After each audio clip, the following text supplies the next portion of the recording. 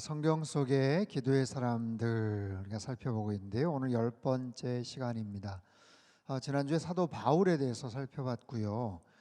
신약에 특별히 신약 성경에 기도의 사람이 누가 있을까 좀 고민을 하다가 오늘 야고보에 대해서 한번 살펴보려고 합니다.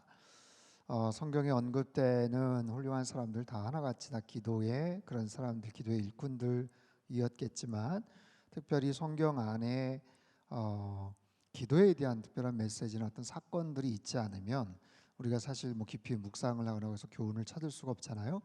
근데 야고보 사도가 기록한 야고보서 5장에 대한 내용들, 또 그의 삶에 대한 부분들을 한번 재구성을 해서 그가 어떤 기도의 사람이었는지, 그는 누구였는지를 한번 살펴보려고 해요.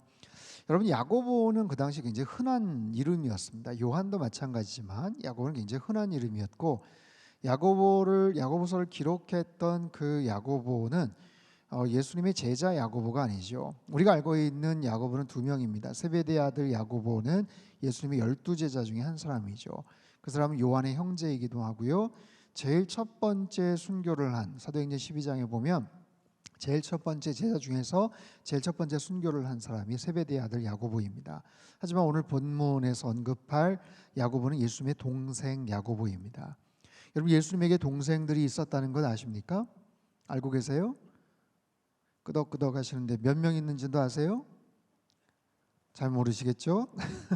남동생이 4명 있었습니다. 야고보, 요셉, 유다, 시몬, 그리고 여자 형제들도 있었어요. 몇 명인지는 모르겠어요. 여자 형제들은 그냥 복수로 이렇게 언급이 되죠. 야고보는 쉽게 말하면 그냥 예수님의 동생이라고 하기보다는 바로 밑에 동생이에요. 예수님이 장남이고 야고보가 둘째입니다. 그것을 우리가 알고서 야고보의 삶을 좀 보면 여러 가지 부분들이 좀 더 입체적인 구성들이 이루어지는데, 뭐냐 하면 여러분, 예수님이 그 가정의 장자이죠. 마지입니다. 예수님의 아버지가 요셉이고 어머니가 마리아죠. 4명의 남동생이 있었고 2명의 누이들이 있었고 대가족 아닙니까? 얼추 따져도 8명 아니겠어요? 예수님까지 9명. 굉장히 많은 그런 숫자들 구성을 하고 있는데, 아버지 요셉이 일찍 세상을 떠난 것으로 알고 있어요. 그러면 아버지 요셉이 그렇게 대단한 재력가도 아니고 그냥 목수였던 것으로 알고 있는데, 그런 아버지가 일찍 세상을 떠났다. 예수님은 장자, 마지이다. 그 가정이 굉장히 어렵게 궁핍한 삶을 살지 않았겠습니까? 근데 우리가 알고 있는 것처럼 예수님이 당연히 장자, 마지의 역할을 해야 되는데 30살 공생의 사역을 시작하면서 이를테면 출가를 하는 거죠.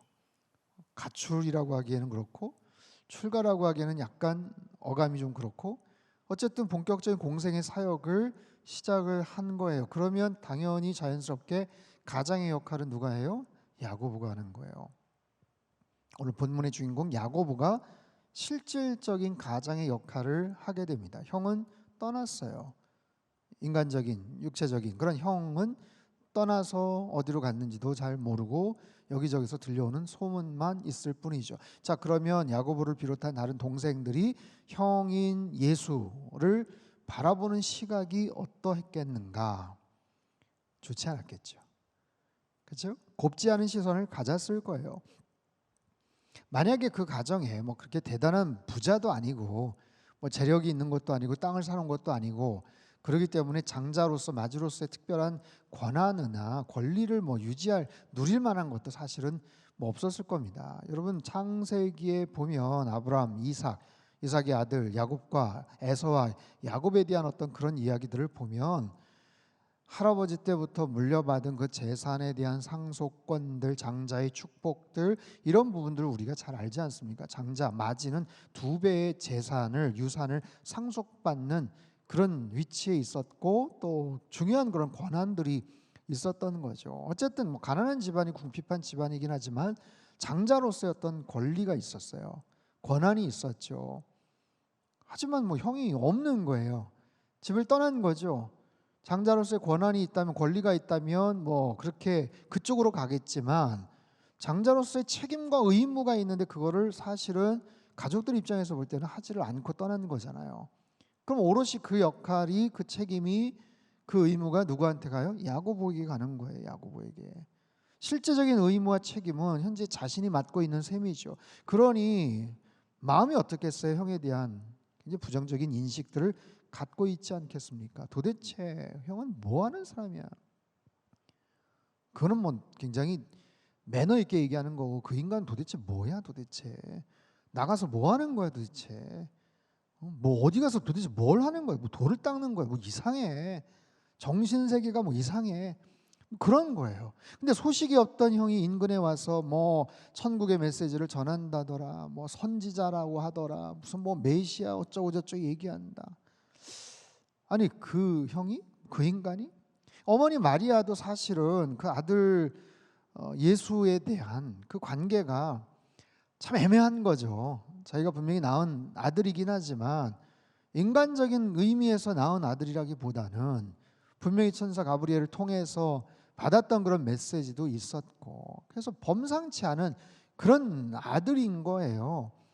12살 때 잃어버렸다가 성전에서 찾았는데, 내가 아버지 집에 있어야 되는 걸 모르셨습니까? 얘기를 할 때 아버지 요셉은 불쾌하게 생각을 했지만 어머니 마리아는 마음에 두었다. 뭐 이런 여러 가지 과정들을 보면 저 아이는 내가 낳은 아이지만 분명히 언젠가는 어떤 특별한 어떤 일들이 있을 것이다. 첫 번째 가나에서 혼인잔치 때도 어떤 특별한 그런 표적들이 일어나는 것을 보면서, 저 아들은, 저분은 아무튼 뭐 애매한 거죠. 애매한 거예요. 애매한 그런 관계예요. 그런 상황에서 야고보가 어머니를 모시고 언젠가 찾아가죠. 형을 만나러 찾아가는 거예요. 동생들 다 데리고 찾아가는 거예요. 제자들과 같이 모여 있다는 곳에 찾아가는 거예요. 찾아가서 뭐 합니까? 만나러 왔다고. 우리 형 좀 만나러 왔다고. 어머니 모시고 동생들 다 데리고 왔으니까 형 좀 나오라고 이야기를 하지 않았겠어요? 여러분, 이건 성경에 없습니다. 하지만 성경에 있는 다른 이야기를 통해서 반대의 이야기를 상상을 얘기를 하는 거예요. 분명히 그 사건이 있었거든요. 근데 그때 어떤 이야기가 야고보와 형제들에게 들리는가? 마가복음 3장 31절에서 35절까지 말씀을 천천히 읽죠. 시작. 그때 예수의 어머니와 동생들이 와서 밖에 서서 사람을 보내어 예수를 부르니, 무리가 예수를 둘러 앉았다가 여짜오되, 보소서, 당신의 어머니와 동생들과 누이들이 밖에서 찾나이다. 대답하시되, 누가 내 어머니이며 동생들이냐 하시고 둘러앉은 자들을 보시며 이르시되, 내 어머니와 내 동생들을 보라. 누구든지 하나님의 뜻대로 행하는 자가 내 형제요 자매요 어머니이니라. 여러분 다 아시는 내용이죠. 이 말씀을 하셨을 때 다른 제자들이나 다른 옆에 있는 사람들은, 이야, 이게 무슨 심오한 이야기야. 참 멋진 얘기다. 이분은 진짜 메시아인가 보다. 정말 깊이 있는 심오한 철학적인 얘기를 하시는구나. 뭔가 그럴듯한 이야기라고 생각을 하는구나. 그렇게 거기 있는 사람들은 그렇게 생각을 했을지 몰라도, 정작 그 이야기를 전에 들었을 야고보와 다른 동생들이 들었을 때는, 여러분, 그게 가슴에 못을 박는 얘기예요. 아니, 형 좀 만나러 왔고 도대체 어디에 그냥 집을 나가가지고 돌보지도 않고 어머니 혼자 계시고 동생들 줄줄이 데리고 와가지고 좀 만나자고 하는데, 뭐? 누가 내 어머니며 누가 내 형제라고? 정말 인연을 확 끊어버리고 싶은 그런 마음이 들지 않았겠습니까?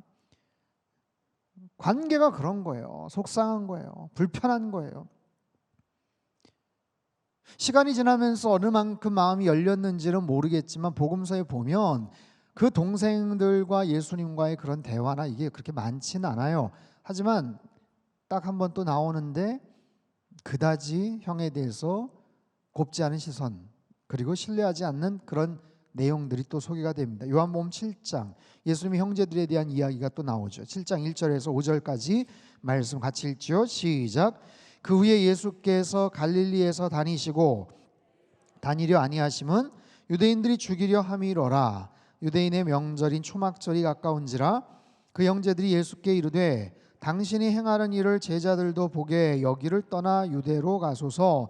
스스로 나타나기를 구하면서 묻혀서 일하는 사람이 없나니 이를 행하려 하거든 자신을 세상에 나타내소서 하니 이는 그 형제들까지도 예수를 믿지 아니함이로라. 형제들이 예수를 믿지 않았다라고 얘기하죠. 믿지 않은 정도가 아니라 마음속에 아주 불편한 감정을 갖고 있는 거예요. 빈정거리면서 얘기하는 거예요. 아니 스스로 나타나기를 구하면서 뭐 하시는 겁니까? 어디 한번 가보시지. 거기 가서 사람들한테 여기저기 좀 이렇게 홍보도 하고 얘기도 하고 자기 소개도 좀 하고 뭐 그래야 되는 거 아니냐고. 빈정거리는 거예요. 빈정거리는 거예요. 공개적으로 활동을 하려면 제대로 하든지 뭐 그런 거예요. 어찌됐든 편치 않는 관계, 곱지 않은 그런 시선.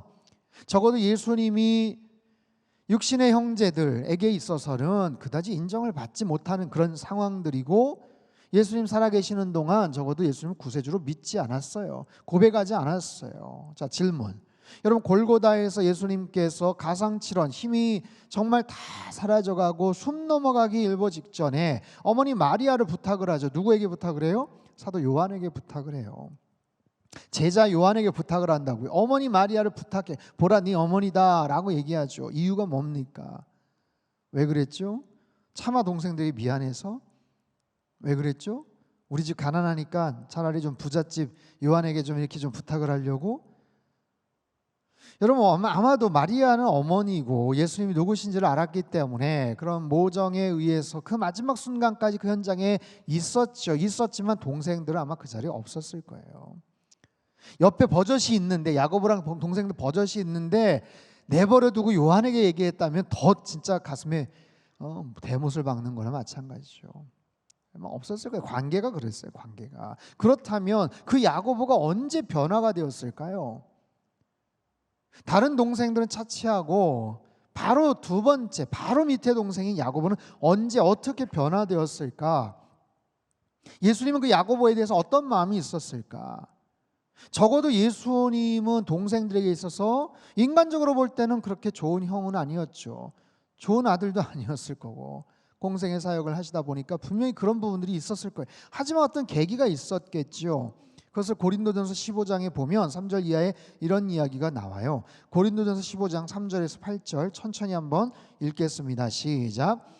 내가 받은 것을 먼저 너희에게 전하였노니 이는 성경대로 그리스도께서 우리 죄를 위하여 죽으시고 장사 지낸 바 되셨다가 성경대로 사흘 만에 다시 살아나사 게바에게 보이시고 후에 12 제자에게와 그 후에 500여 형제에게 일시에 보이셨나니 그 중에 지금까지 대다수는 살아있고 어떤 사람은 잠들었으며 그 후에 야고보에게 보이셨으며 그 후에 모든 사도에게와 맨 나중에 만삭되지 못하여 난 자 같은 내게도 보이셨느니라. 만삭되지 못하여 난 자 누구예요? 사도 바울이죠. 사도 바울 사도행전 9장에 예수님 만났던 그 사건을 얘기하는데 그 감격적인 그 드라마틱한 그 장면, 그 사건 이전에 야고보를 먼저 만나셨다는 거예요. 여러 명의 제자들도 만나셨고 게바, 베드로도 따로 만나셨고 500여 형제들도 만나셨고 그랬는데 특별히 야고보를 만나셨다. 야고보에게 보이셨다. 직접적인 개인적으로 나타나셨어요. 궁금하죠. 야, 그 만나면 어땠을까? 사도 바울이 다메섹 도상에서 예수님 만나고 체험했던 것만큼이나 더 특별한 만남이었을 텐데, 특별한 의미 있는 이야기들이 오갔을 텐데, 마지와 동생, 장남과 둘째의 만남이 아니잖아요. 형과 동생의 만남이 아니잖아요. 부활하신 예수님과 앞으로 변화될 또 다른 제자로서의 만남이죠. 적어도 그 만남을 통해서 야고보는 충격이죠. 놀람이죠. 엄청난 변화죠. 자기 형이라고 말할 수가 없죠. 아, 정말 이분이 메시아구나. 인간적인 그런 관계였지만, 형이었지만 이분이 정말 하나님의 아들이셨구나. 분명히 처절하게 십자가에 달려 죽으신 것을 알았는데, 들었는데 부활하신 예수님께서 야고보를 친히 만나신 거예요. 의심 많은 도마가 나는 그 옆구리에 아니면 그 못자국 만져보지 않고 못 믿겠다. 그렇게 때를 쓰다가 예수님께서 나타나셔서 특별한 만남이 있었지만, 여러분 야고보와의 성경에 기록이 되지는 않지만 정말 특별한 그런 만남, 그리고 그 과정을 통해서 사도 바울의 다메섹 체험과 같은 그런 정말 드라마틱한 특별한 그런 그 인생의 전환이 있지 않았겠어요. 방향이 바뀐 거예요. 삶의 방향이 바뀐 거예요. 그동안은 빈정되고 그동안은 관계가 불편하고 뭐 그런 관계 속에서 있다가 이제는 정말 완전히 회심에 대한 그런 체험이죠.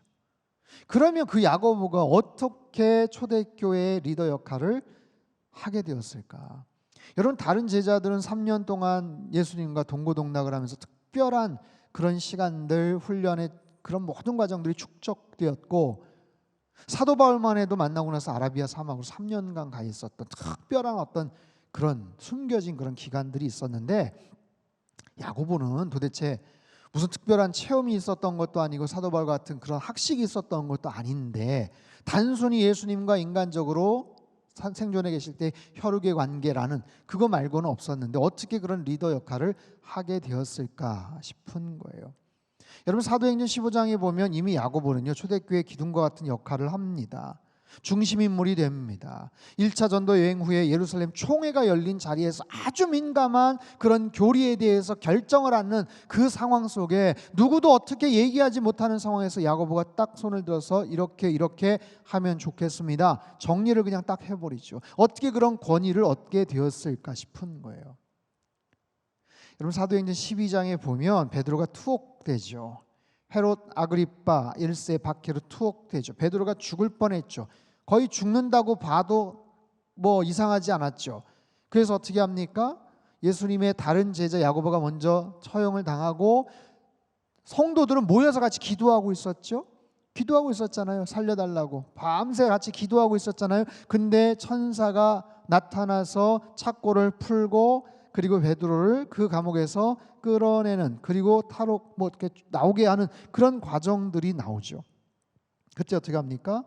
베드로가 그 모여 있는 마가 요한의 어머니 집으로 갑니다. 가서 문을 두드렸을 때 로데라는 여자아이가 베드로가 왔습니다 얘기했을 때 거기에 모이는 사람들이 웃기는 반응을 하잖아요. 네가 뭐 정신이 없구나, 네가 잘못 봤구나, 뭐 얘기를 하잖아요. 그 장면 속에서 야고보 얘기가 언급이 돼요. 사도행전 12장 16절 17절 말씀입니다. 같이 한번 읽죠. 시작. 문 두드리기를 그치지 아니하니 그들이 문을 열어 베드로를 보고 놀라는지라.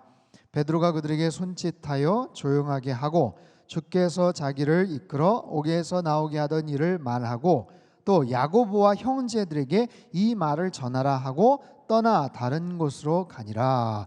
야고보와 형제들에게 이 말을 전하라. 야고보와 다른 형제들은 아마 그 자리에 없었던 것 같아요. 적어도 그들에게 전하라는 거예요. 뭘 전하라고 했는지는 잘 몰라요. 그러면서 베드로는 떠나서 다른 곳으로 갔다는 거예요. 여긴 예루살렘입니다. 예루살렘 교회 공동체 식구들이 모여서 기도를 해요.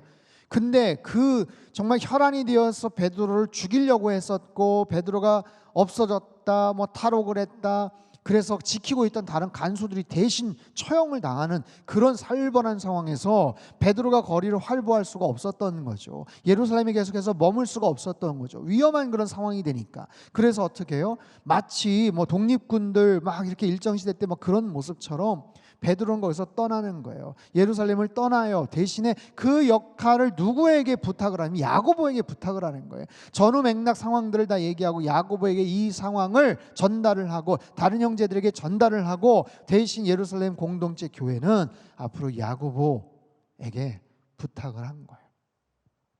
그러면서 야고보의 위치가 높아진 거죠. 중심 역할을 하게 된 거죠. 자연스럽게 베드로의 뒤를 이어서 예루살렘의 리더 역할을 맡게 된 거고, 초대교회 아주 중요한 그런 일들, 직무를 맡게 된 거예요. 여기가 12장이잖아요. 15장에 아까 말씀드린 것처럼 예루살렘 공의회가 모여 있을 때, 전체가 다 모여서 회의를 진행을 할 때 야고보 사도가 아주 중요한 그런 정리를 하는 그런 모습으로 된 거예요. 여러분, 야고보에 대한 이야기는 바로 이런 거예요. 이런 배경 하에서 야고보가 편지를 쓴 거죠. 거기에는 기도에 대한 소중한 교훈들이 담겨져 있어요. 자, 야고보서 1장 5절 말씀, 야고보서 1장 5절 말씀 우리 같이 한번 읽겠습니다. 시작. 너희 중에 누구든지 지혜가 부족하거든 모든 사람에게 후히 주시고 꾸짖지 아니하시는 하나님께 구하라. 그리하면 주시리라. 아멘. 여러분, 이 말씀을 다시 한번 천천히 읽어볼게요. 시작.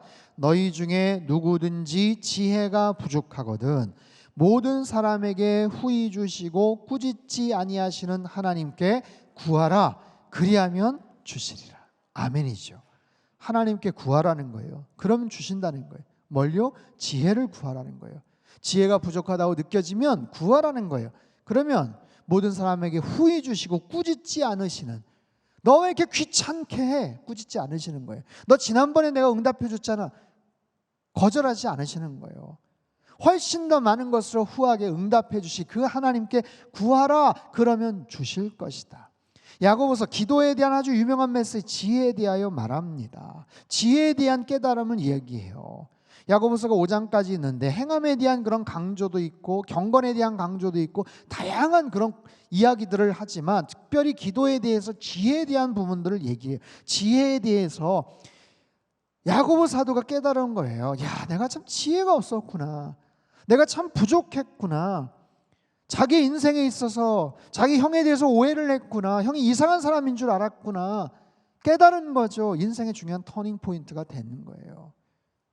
여러분, 인생에 그런 중요한 깨달음을 얻으셨던 때가 혹시 있습니까? 내 인생의 어떤 중요한 터닝 포인트가 되었던 때가 있었습니까? 사도 바울이 정오에 태양보다 더 밝은 빛 앞에 꼬꾸라져서 완전히 멘붕이 되었죠. 그가 평생 일삼았던 그 열정과 자기의 신념과 이 모든 것들이 하나도 적용이 되지 않는 상황에서 도대체 이 목소리의 주인공이 누군가? 충격이에요. 충격. 그에게는 완전히 충격이죠. 그런 깨달음 속에서 사도 바울의 삶이 완전히 바뀌었던 것처럼 야고보의 인생이 예수님, 부활하신 예수님이 직접 찾아오셔서 뭘 권면을 하셨는지 부탁을 하셨는지 알 수는 없지만 야고보의 인생에 있어서도 그 중요한 터닝 포인트, 이야, 내가 진짜 모르고 있었구나. 내가 정말 어리석었구나. 내가 정말 교만했구나. 내가 정말 부족했구나. 여러분, 우리는 살면서 수없이 많은 그런 상황들을 겪으면서 더 낮아지고 겸손해지고 하나님 앞에 지혜를 구하는 거죠. 사랑하는 성도 여러분, 하나님의 지혜를 날마다 구하며 사시기를 축복합니다. 나는 충분해. 나는 다른 거 몰라도 이미 지혜는 충분해. 이미 됐어. 그런 사람은 없어요. 죽을 때까지 우리는 이 부분을 놓고 기도해야 돼요. 날마다 기도해야 돼요. 아침에 눈을 뜨면 기도하세요. 하나님, 오늘도 하나님의 지혜를 허락해 주십시오. 눈을 떠서 움직이기 전에, 말하기 전에, 뭔가를 결정하기 전에 하나님의 지혜를 가지고 행할 수 있게 해달라고 기도하세요. 하루에도 수없이 많은 말들을 하고 수많은 결정을 하고 수많은 사람들을 만나고 전화를 하고 문자를 보내고 메시지를 남기고 수많은 상황에서 우리는 하나님의 지혜가 필요합니다. 관성에 의해서 우리는 살아갈 때가 많아요. 쭉 그냥 살아왔던 관성에 의해서. 그래서 별 의식 없이, 별 생각 없이, 별로 고민 없이 살아갈 때가 되게 많은데, 그런 상황에서도 우리는 실수를 할 때가 있고요. 그런 상황에서 내가 생각하지도 못했던 좋은 결정을 할 때가 있어요. 모든 것은 다 백지 상태입니다. 오늘 하루도 하나님께서 주셨던 그 백지의 거의 80%를 채우고 이 자리까지 오신 거 아니겠어요? 나머지 20%를 어떻게 채워나갈까? 그 20% 동안 정말 기가 막힌 일들이 연결이 될 수 있고 80%, 90%를 잘 살았는데 그 10% 가운데서 뭐 하나 쓸데없이 잘못해서 실수를 하거나 후회를 할 수도 있는 것이 우리들이에요. 생활이 더 편리해지고 연결할 수 있는 곳들이 너무너무 많아졌기 때문에 우리는 훨씬 더 이롭고 편리한 삶을 살아갈 수도 있지만 훨씬 더 금방금방 실수를 하거나 후회될 일들도 되게 많은 거죠. 그래서 날마다 하나님 앞에 구하는 거야. 하나님, 오늘 하루 수많은 것들을 결정할 텐데 지혜를 허락해 주시고, 수많은 사람들을 만날 텐데 지혜롭게 분별하게 하시고, 지혜롭게 나의 말을 잘 할 수 있게 해주시고, 내가 사용할 수 있는 돈을 지혜롭게 사용할 수 있게 해주시고, 내 인생을 오늘도 하나님이 정말 기뻐하시는 모습으로 하루씩 하루씩 잘 채워가는 인생 되게 하여 주옵소서. 이런 평생에 참된 지혜자로 살아가시기를 주님의 이름으로 축복합니다. 자, 야고보가 기도에 대해서 또 뭐라고 말하는가? 5장 13절에서 16절 말씀 같이 한번 읽죠. 시작. 너희 중에 고난당하는 자가 있느냐? 즐거워하는 자가 있느냐? 그는 찬송할지니라. 너희 중에 병든 자가 있느냐? 그는 교회의 장로들을 청할 것이요 그들은 주의 이름으로 기름을 바르며 그를 위하여 기도할지니라. 믿음의 기도는 병든 자를 구원하리니 주께서 그를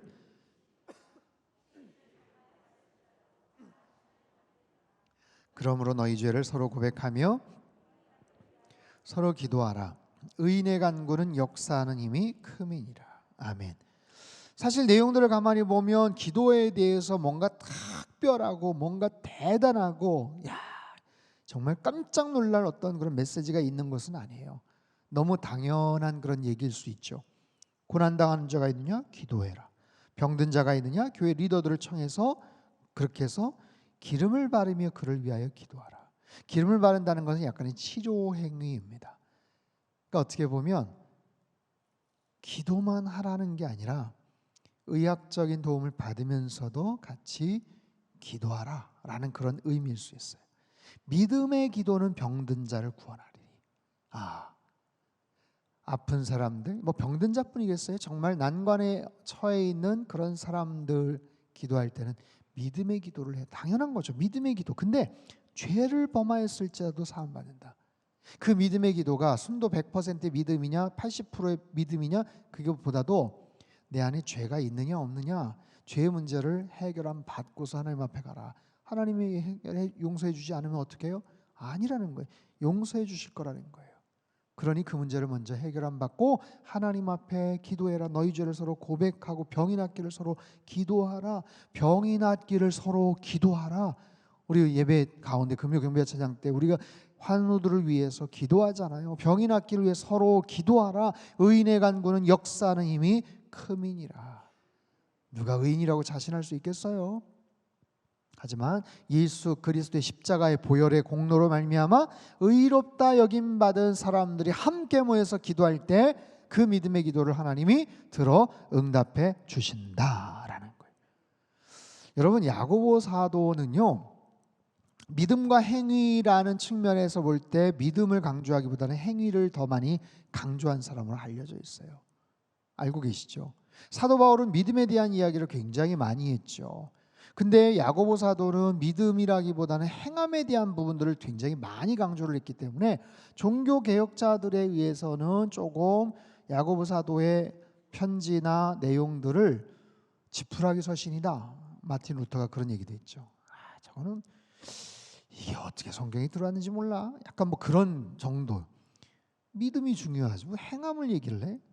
근데 믿음은 필요 없고 행함을 얘기한 게 아니라 정말 균형 있는 믿음 생활, 신앙 생활을 위해서는 그 믿음을 행함으로 증명을 하고, 그리고 구원은 당연히 믿음으로 받는 거지만 그 이후에는 행함으로 말미암아 나의 믿음을 증명하며 나아가는 것, 그것에 대해서 그 균형을 잡는 것, 굉장히 중요한 얘기들을 하고 있거든요. 자, 야고보서 2장 17절 18절이 바로 대표적인 본문이죠. 같이 한번 큰 소리로 읽겠습니다. 시작. 이와 같이 행함이 없는 믿음은 어떤 사람은 말하기를 너는 믿음이 있고 나는 행함이 있으니 행함이 없는 네 믿음을 내게 보이라. 나는 행함으로 내 믿음을 내게 보이리라 하리라. 행함이 없는 믿음은 자체가 죽은 것이다 라고 얘기를 해요. 그래서 야고보 사도가 믿음이 덜 중요하다라고 얘기한 게 아니라는 거예요. 그 믿음을 행함으로 증명한다라는 거죠. 분명히 구원은 우리의 행함이 아니에요. 우리의 의로움이 아니에요.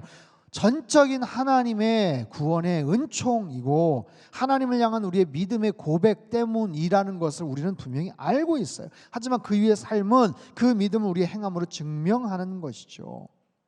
내 행함으로 증명하는 거예요. 그렇다면 그 행함은 뭔가? 그 행함이라는 건 뭔가 나의 의인가? 나의 능력인가? 아니에요. 그렇기 때문에 더더욱 우리들은 하나님 앞에 엎드려 기도해야 된다는 것을 얘기하는 거예요. 믿음은 안 중요하고 행함이 중요하다, 그게 아니고 믿음이 당연히 중요하죠. 그러나 그 믿음을 나의 행함으로 드러내야 될 때가 있는데, 그러면 믿음은 됐고 이제 내 행함, 내 의로움, 나의 어떤 자기의 어떤 공로 이런 걸 드러내자는 게 아니라 그 행함 자체도 사실은 하나님 앞에 납작 엎드려서 기도하며 하나님 앞에 은혜를 구하며 그렇게 나아가야 된다는 것을 야고보 사도가 얘기해요. 여러분 생각해 보십시오. 내가 할 수 있는 것과 할 수 없는 것들이 많습니다. 여러분 어떠세요? 내가 할 수 있는 일들이 더 많을까요? 아니면 할 수 없는 일들이 더 많을까요? 잘 한번 생각해 보세요. 어린아이 때는 할 수 없는 것들이 훨씬 더 많았죠. 근데 장성한 사람이 됐어요. 직장에 취직했어요. 월급도 받아요. 나름 재산도 좀 잘 이렇게 모았어요. 그럼 어떨까요? 내가 할 수 있는 일들이 할 수 없는 것보다 훨씬 더 많은 것 같죠. 근데 잘 생각해 보면 정말 중요한 거는 내가 돈이 있다고 다 하지 못해요. 권력이 있다고 다 하지 못해요. 요즘 같은 때는 뭐 대통령뿐만 아니라 내가 권력이 있고 내가 할 수 있는 것이 물론 많죠. 엄청 많죠. 엄청 많지만 그럼에도 불구하고 할 수 없는 것들도 굉장히 많습니다. 그런 상황들을 우리가 깨달을 때 우리는 더 겸손하고 낮아질 수 있죠. 최근에 대표적으로 잘못 판단하는 사람이 푸틴 아니겠어요? 그 정도 권력이 있고 그 정도 능력이 있으면 까짓 거 뭐 한 일주일, 한 열흘이면 그냥 무릎 꿇게 할 거야. 아마 그렇게 오판을 해서 시작을 한 전쟁이 아직도 끝나지를 못하고 어마어마한, 이제 빠지지도 못하고 어떻게 하지도 못하고 그동안 당한 손실과 앞으로 치러야 될 그거는 정말 뭐 말로 표현할 수 없는 어마어마한 그런 잘못이고 큰 실체이고 죄악이죠. 돈이면 다 할 수 있는 게 아니고 권력에 있다고 다 할 수 있는 게 아니에요. 그저 우리는 정해진 상황에서 주어진 환경 속에서 순응하면서 하나님 앞에 나아가는 거예요. 여러분 죽기 일보 직전만 그런 게 아니고요. 평생 그래요 사실은. 그런 측면에서 우리 인생은 수동태죠. 내가 할 수 있는 것 같지만 사실은 그렇게 결정을 했지만 모든 것을 이루어 주시는 분은 하나님이세요. 하나님께서 모든 것들을 이루어 주셔야만 그게 가능한 거예요. 가능한 거예요. 그때 언제죠? 오래전에 트럼프가 우리나라에 와서 다 둘러보고 휴전선 DMZ 가려고 했다가 날씨 때문에 거기 못 보고 그랬잖아요. 여러분 미국의 최고의 권위자, 최고의 권력자가 그거 보려고 한 날씨 때문에 못 봤잖아요. 여러분 그런 일들이 얼마나 많습니까? 그렇기 때문에 우리는 어떻게 해요? 더 겸손하게, 더 순응하며 하나님 앞에 낮은 자세로 하나님 앞에 나아가는 거예요. 그렇기 때문에 기도에는 인내가 필요한 거예요. 간절함이 필요한 거예요. 야고보 사도는 기도에 대한 이런 마무리를 합니다. 엘리야 이야기를 하죠. 기도란 특별한 능력 있는 사람만의 전유물이 아니라는 거예요. 특별한 기도의 결과, 기도의 능력은 엘리야 같은 아주 특별한 사람만이 가능한 이야기가 아니라는 거예요. 야고보서 5장 17절 18절 말씀 같이 읽겠습니다. 시작. 엘리야는 우리와 성정이 같은 사람이로되 그가 비가 오지 않기를 간절히 기도한즉 3년 6개월 동안 땅에 비가 오지 아니하고 다시 기도하니 하늘이 비를 주고 땅이 열매를 맺었느니라. 여러분 대표적인 기도의 능력자가 엘리야 아니겠어요? 근데 그 엘리야가 우리랑 똑같은 심령을 가진 사람이다라는 거예요. 그에게 무슨 뭐 이상한 마술을 부리거나 하나님이 특별하게 정말 그의 기도를 거부하실 수 없는 어떤 특별한 영험한 능력이 있어서 엘리야가 그런 게 아니고 우리랑 똑같은 그런 심령의 사람이지만 간절하게 그가 기도를 했기에 비가 3년 6개월간 안 왔고 다시 기도하니 비가 내렸다. 여러분 야고보는요 일반 사람이 하는 기도의 능력을 신뢰했던 사람입니다. 사실 야고보가 어떤 기도를 했는지 성경은 침묵해요. 그가 어떤 기도에 열매가 있었는지, 기도에 놀라운 능력을 발휘했는지, 야고보 정도면 이렇게 얘기하면 내가 말이야 간증 하나 할게. 일전에 이런 일이 있었잖아 하면서 뭐 기도에 대한 놀라운 이야기를 한번 할 것 같은데 사실 성경 어디에도 야고보가 어떤 기도의 능력과 대단한 뭐 결과를 가져온 그런 걸 얘기하진 않아요. 다만 그가 어떤 기도의 사람이었는지를 역사가들은 증언을 하죠. 그가 말한 것처럼 엘리야처럼 간절하게 기도했던 사람이고 겸손하게 기도했던 사람이고 끈질기게 기도했던 사람이고 그렇게 열심히 기도해서 그에게 붙은 별명이 있죠. 혹시 아세요? 야고보에게 붙은 별명 낙타무릎. 들어보셨죠? 낙타무릎. 유세비우스라는 초대교회 교회사를 썼던 사람이 이런 이야기를 남깁니다. 읽어볼게요. 자막. 모든 사람이 의인이라고 생각하는 주님의 동생 야고보와 사도들이 함께 교회를 다스리게 되었다. 그는 홀로 성전에 들어가 무릎을 꿇고 모든 인간을 용서해달라고 하나님께 간절히 기도했다. 그래서 야고보의 무릎은 낙타의 무릎처럼 딱딱해졌다. 야고보는요 후에 자신이 예수 그리스도의 종이라는 고백을 남깁니다. 그는 예루살렘 교회를 베드로를 이어서 잘 리드하고 섬기고 활동을 하다가 요세푸스라는 고대 유대 고대사에 따르면 AD 62년경에 돌에 맞아 순교했다고 기록이 남겨져요. 사랑하는 성도 여러분, 오늘까지 10번에 걸쳐서 성경에 나오는 기도의 사람들 살펴봤어요.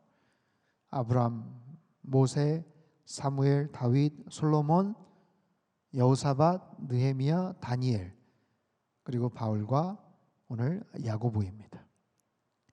기도의 사람들, 성경의 대표적인 기도의 사람들 굉장히 많은 것 같은데 사실 많죠. 많은데 이게 설교로서 이렇게 만들기에 또 그렇게 많지가 않더라고요. 우리가 또 잘 알고 있는 아까 얘기했던 엘리야나 뭐 한나나 이런 사람들 좀 뺐어요. 이미 또 알고 있고 이 사람들 다 특별한 기도의 사람들, 특별한 능력을 가진 사람들이라기보다는 특별한 기도의 교훈을 남기거나 그런 사건이 있었던 사람들. 근데 아브라함, 모세, 사무엘, 다윗, 솔로몬, 여호사밧, 느헤미야, 다니엘, 바울, 야고보 결과적으로는 그런 업적이라면 업적인 그런 모습들을 남겼지만 그 과정이나 처음 출발을 보면 대단히 연약했다라는 거예요. 아브라함도 그랬고 모세도 그랬고 다윗도 그랬고 솔로몬은 말할 것도 없고 대단히 연약했고 대단히 부족했고 어설프고 아쉬운 부분도 인생의 오점으로 남았던 사람들입니다. 하지만 공통적으로 보면 하나님 앞에서 신실했던 사람이에요. 신실했던 사람. 저는 오늘 10번째 이 말씀을 좀 정리를 하면서 하나님 앞에 신실할 수 있는 것이 참 중요하구나. 신실한 사람.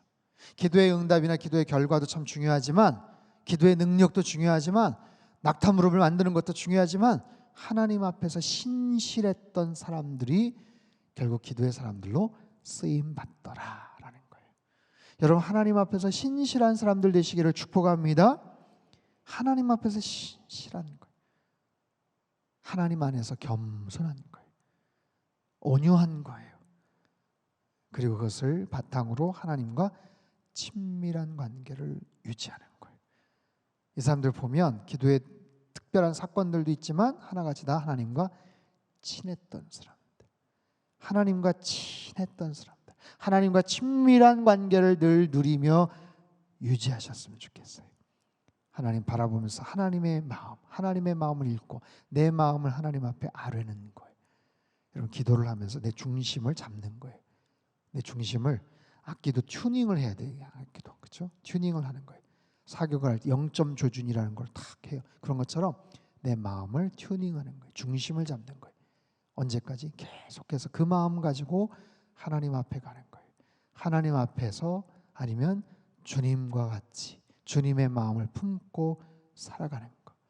교회 와서만이 아니라 어떤 특별한 일이 있을 때만이 아니라 늘 그런 마음으로 나의 0점을 하나님 앞에 조준을 하고 그런 모습으로 주님과 친밀한 관계를 맺으며 살아갈 때 그분 안에서 나의 기도는 하나님께서 알아서 다 걸러주시고 내가 기도하기 전에 하나님께서 깨닫게 해주시고 이건 내 욕심 때문에 하는 거구나.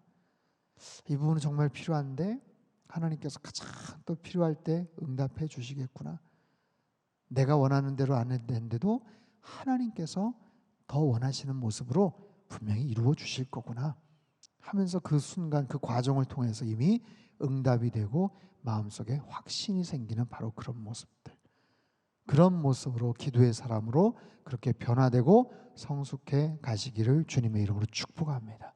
그 마음을 가지고 우리 나라와 민족을 위해서 기도하는 거고요, 우리 교회를 위해서 기도하고 우리 가정을 위해서 기도하는 거고, 또 나의 인생이 더 지혜롭게 하시고 더 온유하게 하시고 더 신실한 삶을 살아갈 수 있도록, 그렇게 남은 평생 살다가 우리에게 최선을 다하고 신실하셨던 주님 만나는 그런 인생 다 되시기를 주님의 이름으로 축복합니다. 살아계신 하나님 아버지, 우리도 야고보 사도처럼 주님을 향해서 간절하고 또 신실한 모습의 기도의 사람들 되어지기를 원합니다. 야고보 사도가 어떤 대단한 기도의 능력과 기도의 응답을 받았는지 우리는 알지 못하지만 그는 신실했고 주님을, 부활하신 주님을 만난 이후에 끝까지 교회를 지켰고 끝까지 주님 앞에 충성되었던 낙타무릎 기도의 사람이었던 것을 배웠습니다. 주님, 우리들도 그런 사람들 되게 하여 주시옵소서. 우리에게 지혜가 부족합니다. 모든 사람에게 후히 주시고 꾸짖지 아니하시는 하나님 앞에 날마다 지혜를 구할 때 주님께서 풍성한 지혜를 우리의 모든 일상 가운데 부어 주실 줄로 믿습니다. 우리의 만남과 우리의 언어 생활과 돈을 사용하는 것과 우리의 행동과 선택과 결정에 대해서 하나님의 지혜를 가지고 바라보게 하시고 날마다 하나님께서 기뻐하시는 그런 귀하고 복된 삶을 하루하루 채워가게 하여 주시옵소서. 고난당할 때 기도하게 하시고 병든 자가 있을 때 서로 함께 마음을 모아서 기도하게 하시고, 믿음의 기도는 병든 자를 구원한다고 말씀을 하셨습니다. 하나님, 의인의 강군이 역사님이 크다고 말씀을 하셨습니다. 엘리야처럼 간절하게 포기하지 않으며 하나님 앞에 기도할 줄 아는 기도의 사람들로 일평생 신실하게 주님 앞에 헌신케 하여 주시옵소서.